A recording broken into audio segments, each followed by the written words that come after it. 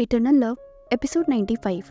तो फाइनली बहुत याद करने के बाद सीन को याद आ ही जाता है कि आखिरकार वो आदमी कौन है जो बार बार वेंडी को परेशान करता है।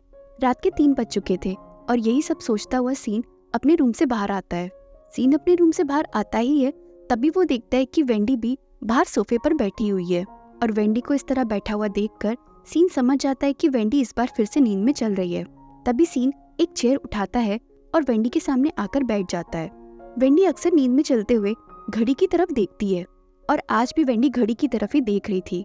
उसके बाद सीन थोड़ी देर तक यूं ही वेंडी को देखता है और उसके बाद उसका हाथ पकड़कर उससे पूछता है, तुम हमेशा क्लॉक को क्यों देखती हो? तुम्हें ऐसा करने में अजीब फील नहीं होता कि इस तरह आधी रात में लिविंग रूम में आकर बैठना ये क्रीपी नहीं लगता तुम्हें?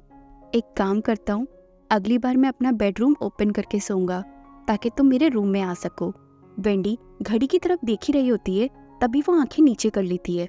वेंडी को ऐसा करते हुए देखकर सीन बोलता है, क्या हुआ, अब वापस जा रही हो? सीन वेंडी से बात कर ही रहा होता है तभी सीन के हाथ पर वेंडी की आंसुओं की बूंदें गिरने लगती हैं। सीन जैसे अपने हाथ की तरफ देखता है तो चौंक जाता है। उसके बाद सीन वेंडी की तरफ देखता है।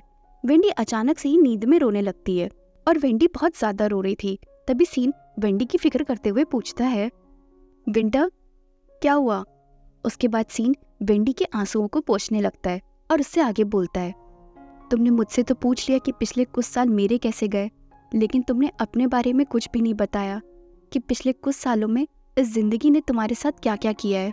उसके बाद वेंडी सीन की तरफ देखती है और उसका हाथ पकड़ लेती है। फिर वेंडी सीन का हाथ पकड़कर वहां से जाने लगती है। ये देखकर सीन थोड़ा कंफ्यूज हो जाता है। वेंडी सीन को जहाँ जहाँ ले जा रही थी सीन चुपचाप उसके साथ चल रहा था। वो वेंडी को रोक नहीं रहा था और ना ही उसका अपोज कर रहा था। उसके बाद वेंडी सीन को अपने बेडरूम में ले जाती है। तभी वेंडी अपने बेड के पास जाती है और बेड पर बैठ जाती है, लेकिन वेंडी ने अभी भी सीन का हाथ छोड़ा नहीं था।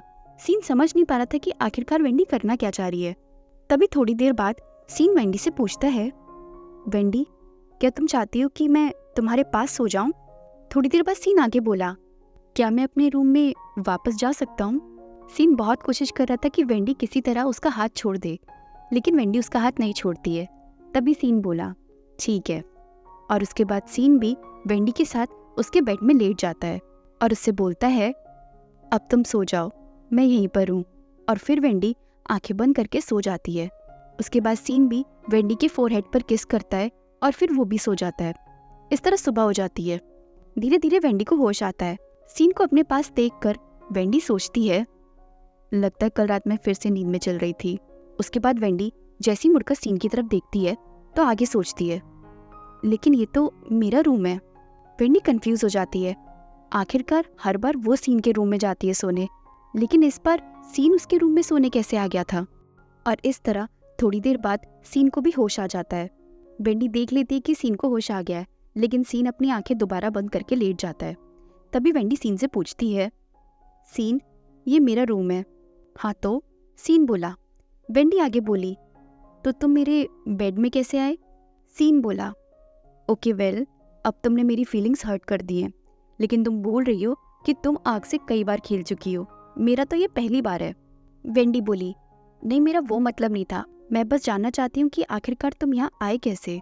तभी सीन बोला, तुम बताओ मैं यहाँ पर कैसे पहुँचाऊँगा? सीन की बात सुनकर वेंडी गैस करने लगती है और बोलती है, क्या तुम भी नींद में चलने लगे हो? बिल्कुल नहीं, सीन बोला। वेंडी आगे बोली, अच्छा तो कल रात तुमने कोई डरावनी मूवी देख ली थी जिसकी वजह से तुम्हें डरावने सपने आने लगे थे और तुम मेरे पास आ गए? नहीं, सीन फिर से मना कर देता है। उसके बाद वेंडी ब्लश करते हुए आगे बोली, तो फिर क्या तुम बस मेरे पास सोना चाहते थे इसीलिए? फिर सीन वेंडी के थोड़ा क्लोज आकर बोला, मैं इसलिए यहाँ पर हूँ क्योंकि कल रात तुम नींद में चल रही थी। हाँ तो फिर? वेंडी बोली। सीन आगे बोला, और फिर तुम मुझे खुद यहाँ पर लेकर आई हो। ये सुनकर वेंडी हंसने लगती है और बोलती है, मैं तुम्हें यहाँ पर लेकर आई हूँ? सीन बोला, हाँ और नहीं तो क्या, किसने सोचा था कि तुम ऐसा भी कर सकती हो? वेंडी बोली, अगर ऐसी बात है फिर तो मैं बहुत स्ट्रांग हूँ। उसके बाद सीन वेंडी को हक करते हुए बोलता है, वो तो हो। थोड़ी देर बाद दोनों रेडी होकर अपने रूम से बाहर आ जाते हैं। वेंडी दोनों के लिए ब्रेकफास्ट में नूडल्स बना रही थी। वही सीन भी फ्रिज के पास पहुंच जाता है। तभी सीन फ्रिज में से पानी पीने के लिए ठंडी पानी की बोतल निकालता है।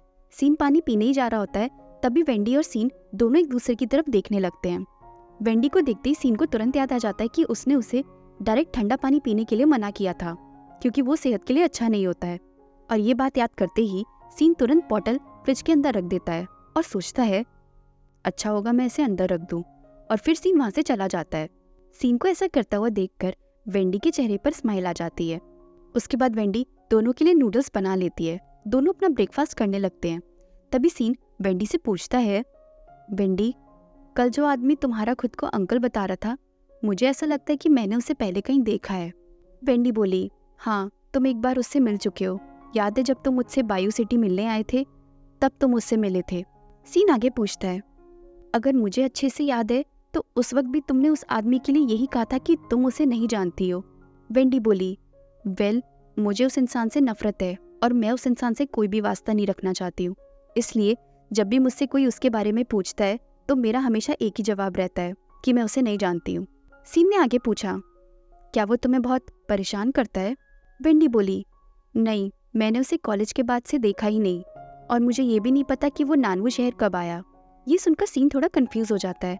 तभी वेंडी सीन को बहुत ही ध्यान से देखने लगती है और आगे बोलती है, मैंने कभी नहीं सोचा था कि मुझे उसकी शक्ल दोबारा देखनी पड़ेगी, लेकिन कोई बात नहीं, अब सब कुछ ठीक है। सीन बोला, चलो ये तो अच्छी बात है। तभी वेंडी नूडल्स खाते हुए आगे सोचती है, अब मैं वही पुरानी कमज़ोर वेंडी नहीं हूँ जो किसी के सहारे जी रही थी। अब मुझे उस इंसान से डर नहीं लगता है और ना ही मैं सीन को अपनी वजह से किसी भी मुसीबत में डालना चाहती हूँ। तभी वेंडी सीन से बोली, अगर वो आगे तुम्हें कभी भी मिले तो उसे इग्नोर करना, फिर चाहे वो कुछ भी बोले, ठीक है? तभी सीन वेंडी के सिर पर हाथ रखते हुए बोलता है, तुम्हें मेरी फिक्र करने की ज़रूरत नहीं है, क्योंकि मेरा कोई भी कुछ भी नहीं बिगाड़ सकता है, सिवाय तुम्हारे अलावा। अगर आपको ये स्टोरी अच्छी लग रही है तो प्लीज़ चैनल को सब्सक्राइब और स्टोरी को लाइक एंड शेयर करना ना भूलें। Thank you.